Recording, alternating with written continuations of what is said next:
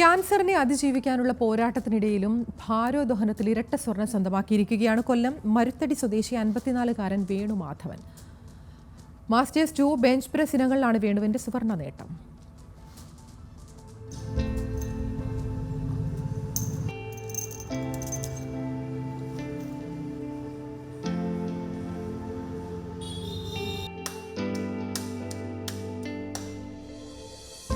എട്ട് വർഷം മുമ്പ് പരിശീലനത്തിനിടെയുണ്ടായ പരിക്കിനെ തുടർന്ന് നടത്തിയ പരിശോധനയിലാണ് വേണുമാധവന് രക്താർബുദം സ്ഥിരീകരിക്കുന്നത്.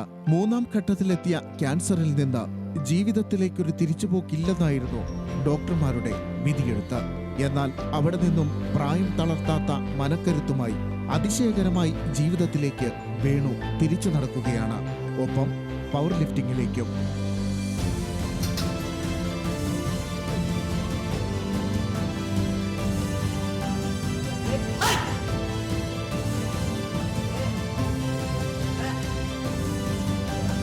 അഖില ഭാരതീയ സ്വദേശി ഖേൽ അസോസിയേഷൻ സംഘടിപ്പിച്ച മഹാരാഷ്ട്ര പവർ ലിഫ്റ്റിംഗ് ചാമ്പ്യൻഷിപ്പിലാണ് 54-ാം വയസ്സിൽ വേണുവിന്റെ ഏറ്റവും പുതിയ നേട്ടം. മാസ്റ്റേഴ്സ് 2 ബെഞ്ച് പ്രസ് ഇനങ്ങളിൽ സ്വർണം തന്നെ വേണു സ്വന്തമാക്കി.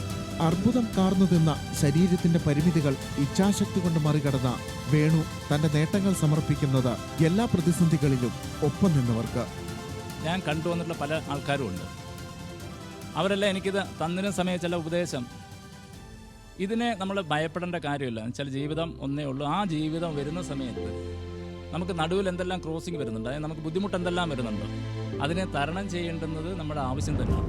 ഈ രോഗത്തിന് ആരെങ്കിലും കാശ് തന്നാലും എൻ്റെ വേദന ഞാൻ തന്നെ സഹിക്കും. ആര് ഡോക്ടർ എന്തൊക്കെ ട്രീറ്റ്മെൻറ്റ് തന്നാലും ആ വേദന ഞാൻ തന്നെ സഹിക്കും. പിന്നെ എനിക്കിത് ബാക്കിയുള്ള എനിക്ക് സഹിച്ചാൽ പോരെ. ചെറുതും വലുതുമായ നിരവധി മത്സരങ്ങളിൽ ഒട്ടനവധി മെഡലുകൾ വേണു വാരിക്കൂട്ടിയിട്ടുണ്ട്. എന്നാൽ വിജയാവേശം അവസാനിക്കും മുമ്പ് തന്നെ പലപ്പോഴും കീമോതെറാപ്പിക്കായി ആശുപത്രിയിലേക്കും എത്തേണ്ടി വരും. പ്രതിസന്ധികളെയെല്ലാം മനക്കരുത്തുകൊണ്ട് നേരിട്ട വേണുമാധവന്റെ ജീവിതം ഒരു ഓർമ്മപ്പെടുത്തലാണ്. ഒന്നും അങ്ങനെ അവസാനിക്കുമെന്ന്, എത്ര വലിയ തിരിച്ചടികളും മഹാരോഗങ്ങളും മറികടക്കാൻ നമുക്കും കഴിയുമെന്ന്. വേണുമാധവൻ എന്ന 54-കാരന് മുന്നിൽ തോറ്റുപോയത് അർബുദമാണ്. മനസ്സാന്നിധ്യവും ഇച്ഛാശക്തിയും കൊണ്ട് പവർ ലിഫ്റ്റിംഗിൽ ഉയരങ്ങൾ കീഴടക്കാൻ ഒരുങ്ങുകയാണ് വേണു. ക്യാമറമാൻ വിജീഷ് മാർമല്ലൂരിനോടൊപ്പം കെവിൻ കെന്നഡി, ന്യൂസ് മലയാളം, കൊല്ലം.